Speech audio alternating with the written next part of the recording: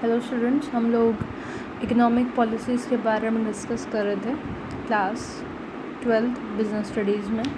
आज हम लोग जानेंगे कि क्या क्या इकोनॉमिक रिफॉर्म्स उस दौरान पे हुए थे।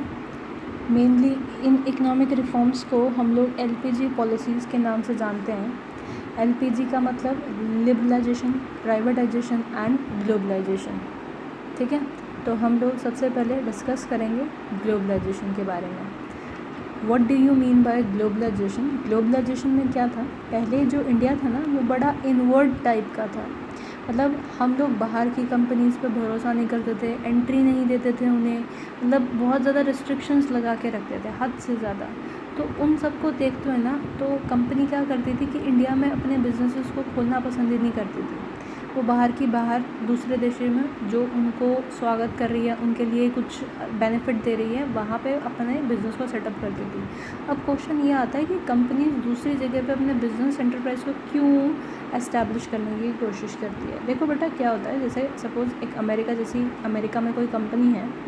अमेरिका में जो लेबर होगा वो इंडिया के कंपैरिजन में बहुत महंगा होगा, क्योंकि हमारी जो करेंसी है अमेरिका के मुकाबले बहुत कम है ना। अब एक अमेरिकन डॉलर ख़रीदने के लिए हमें कितना पैसा पे करना पड़ता है, अबव 70 है।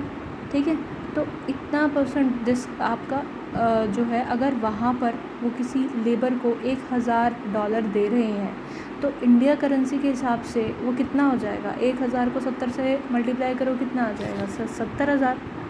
अब क्या यहाँ की लेबर क्लास को इतना पैसा मिलता है एक्चुअली में? नहीं। यहाँ पे जो लेबर होते हैं ना उनको इतने 10-15 हज़ार या 20,000 तक पेमेंट कर देते हैं। तो यानी कि अगर हम डिफरेंस देखें तो 50,000 रुपये का उन लोगों को फ़ायदा हो रहा है। और ये तो सिर्फ एक लेबर में फ़ायदा है, अगर ऐसे ही 100 लेबर वो एम्प्लॉय करते हैं तो कितना ज़्यादा फ़ायदा हो गया, उनके कितने डॉलर्स बच जाएंगे। समझ आया?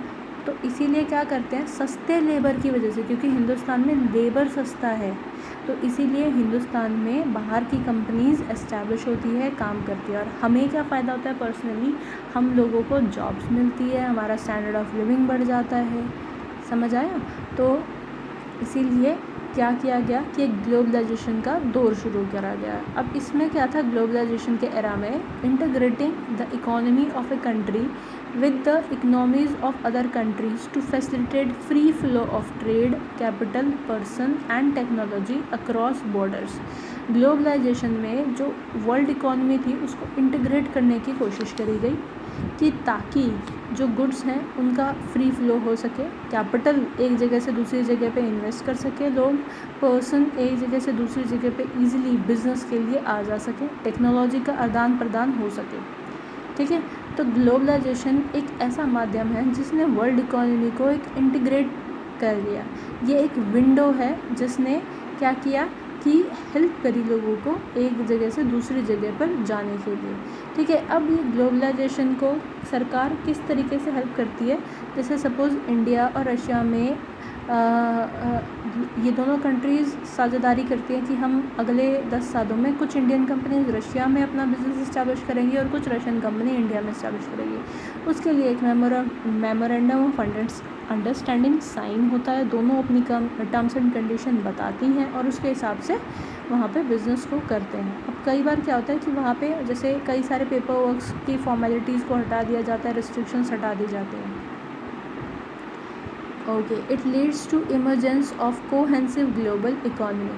Till 1991, Government of India had followed a policy of strictly regulated imports in value and volume trade terms.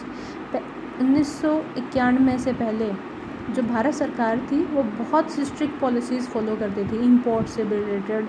ठीक है, तो अब उसने क्या किया, अपनी पॉलिसीज़ को भी थोड़ा सा चेंज किया। These regulations were with respect to licence of imports, tariff restrictions and qualitative restrictions. अब देखो, जैसे इंपोर्ट करना है तो उसका भी लाइसेंस लेना पड़ता है ना, टैक्सेस आपको पे करने पड़ते हैं, बाहर से सामान मंगाओगे तो उस पर टैक्सेस भी पे करने पड़ेंगे। और क्वांटिटेटिव रिस्ट्रिक्शंस कि कितनी क्वांटिटी आप मंगवा सकते हो इस सामान की, पर्टिकुलर सामान की, 10, 15, 20, 1000, 2000। ठीक है, तो वो भी रिस्ट्रिक्शंस लगी हुई थी। न्यू इकोनॉमिक पॉलिसी जब 1991 में आई, उसने एडवोकेट किया, उसने वकालत करी rapid advancement in technology and directed trade liberalisation towards. तो नई इकोनॉमिक पॉलिसीज़ ने क्या क्या एडवांसमेंट, क्या क्या उसने बोला करने के लिए, इंपोर्ट को लिबरलाइजेशन करने को बोला कि उसमें से आप बहुत सारे रिस्ट्रिक्शंस को रिमूव कर दो।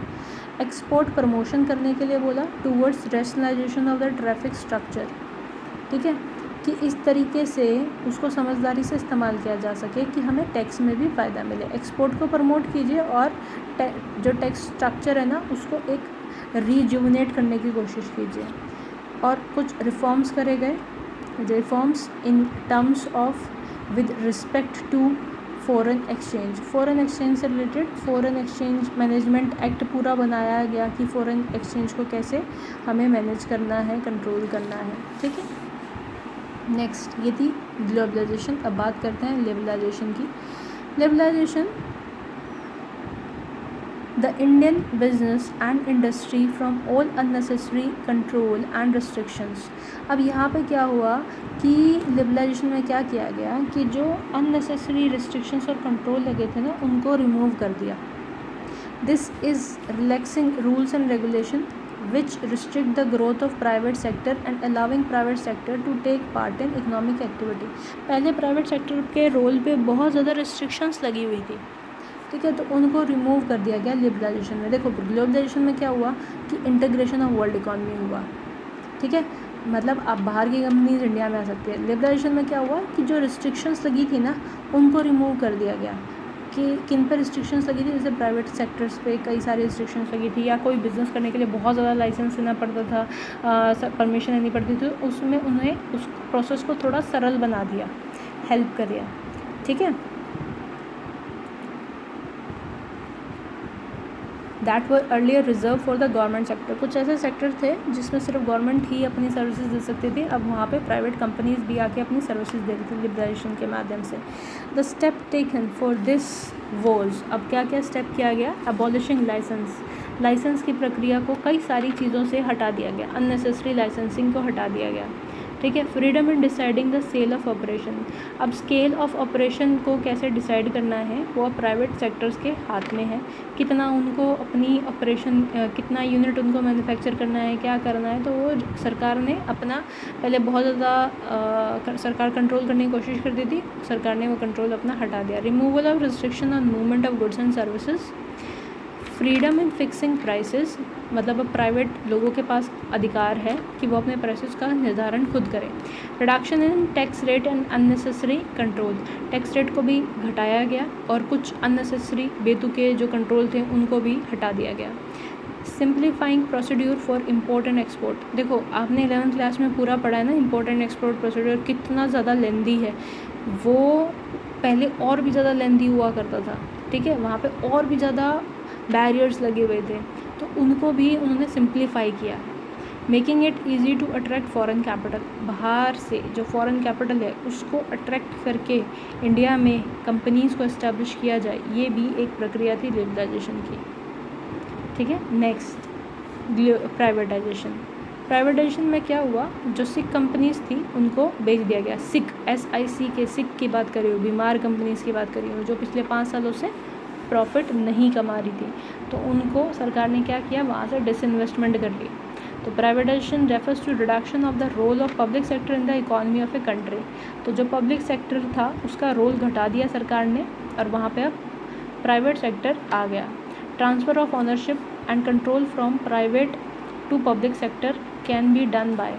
तो जो ऑनरशिप का ट्रांसफ़र था या कंट्रोल था वो किस तरीके से सरकार ने हैंड ओवर किया, सेल ऑफ ऑल या some assets of the public sector enterprise. कई जगह तो पूरे के पूरे सरकारी कंपनीज़ को प्राइवेट शेयर्स में बेच दिया गया। आपने मारुति का नाम सुना होगा, यहाँ से भी सरकार ने अपना डिसइन्वेस्टमेंट किया था, ठीक है।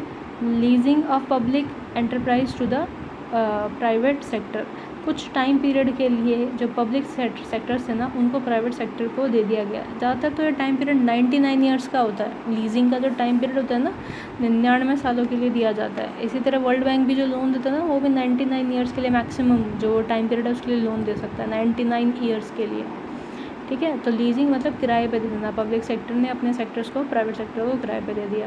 Transfer of management of public enterprises to private sector, और जो पब्लिक एंटरप्राइजेस थी उसकी मैनेजमेंट को प्राइवेट कर दिया गया। To achieve privatisation in India, the government redefined the role of public sector and adopted a policy of land disinvestment of the public sector. तो privatisation के रोल को बढ़ाने के लिए सरकार ने क्या किया, एक पॉलिसी बनाई और उन्होंने एक प्लान तरीके से पब्लिक सेक्टर में से अपना शेयर्स को डिसइन्वेस्टमेंट कर दिया, जिस तरीके से LIC में उन्होंने कर दिया। अपना बजट बनाया और 25% शेयर को उन्होंने क्या कर दिया, बेचने की घोषणा कर दी कि हम अपना डिसइन्वेस्टमेंट कर रहे हैं LIC में, जबकि LIC एक प्रॉफिट मेकिंग यूनिट था। Refers the loss making and sick unit to board of industrial and financial reconstruction. जो लॉस मेकिंग यूनिट थी, जिन्हें हम सिक यूनिट्स कहते हैं, उनको सरकार ने BIFR को रिकमेंड कर दिया ताकि वो उसको रिजुविनेट कर सके। ठीक है, अगर उसमें चांसेस हैं उसको इम्प्रूव करने के तो उसकी कोशिश करी जा सके। क्लियर है? तो ये थे वो 3 मेजर इकोनॉमिक रिफॉर्म्स जो 1991 में लिए गए थे। नेक्स्ट क्लास में हम लोग डिस्कस करेंगे major steps in economic reforms के बारे में। ठीक है, आप लोग को अगर ये कंसेप्ट समझ में आ गया हो तो आप प्लीज़ मुझे बता दें ताकि हम लोग नेक्स्ट वीडियो में कोई भी डाउट हो तो उसको कवर अप कर सकें।